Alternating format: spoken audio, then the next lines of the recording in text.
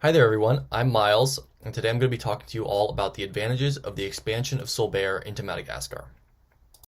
I had the opportunity to visit Madagascar in 2017 with my biology teacher and a few fellow students to conduct biodiversity studies. While I was there, I witnessed the hard work and dedication of the Madagascan people, as well as their understanding of the importance of preserving their environment. In this presentation, I'll be discussing the advantages to Solbere from their expansion into Madagascar, specifically in terms of their application on forests and fields, their manufacturing, and their shipping and future expansion throughout the Indian Ocean. Madagascar is covered with 12.5 million hectares of forests. Since the government controls 97% of these forest lands, all revenue from the sale of carbon offset credits goes directly to them. They can then use these revenues to purchase Solbere and apply it to their forests, speeding up their growth and increasing carbon capture by up to 112 million tons annually. As you can see from this chart, with one application every 2 years and 50% forest penetration, Solbere could generate almost $200 million a year in gross profits.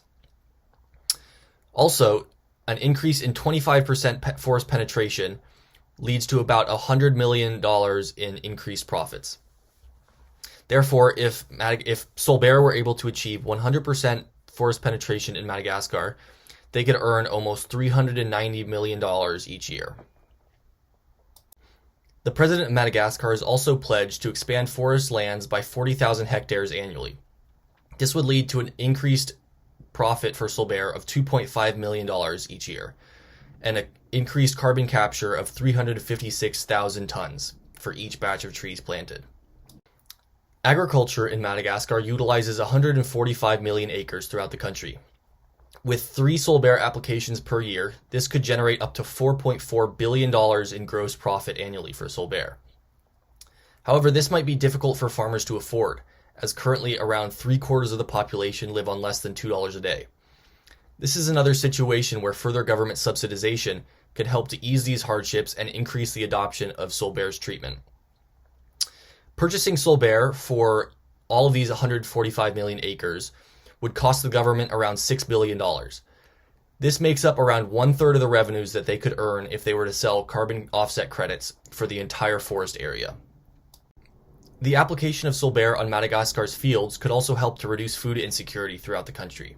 Currently, 1.3 million people in Madagascar are food insecure, and there are typically periods of 4 to 5 months during the year when there's not enough food for everyone.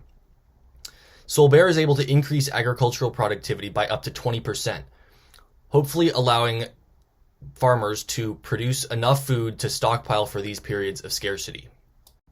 Madagascar also offers a practical location for the manufacturing of Solbere.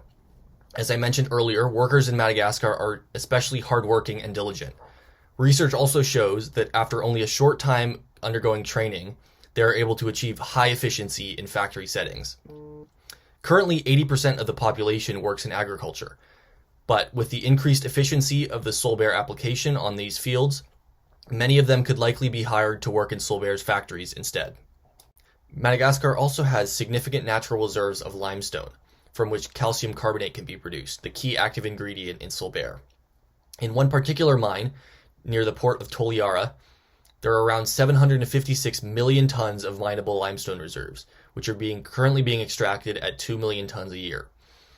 This is planned to be increased to 4 million tons per year, which offers a cheap and reliable source of raw materials for the manufacturing of Solbere. This mine also practices safe and environmentally friendly blasting techniques to limit their environmental degradation of their operations.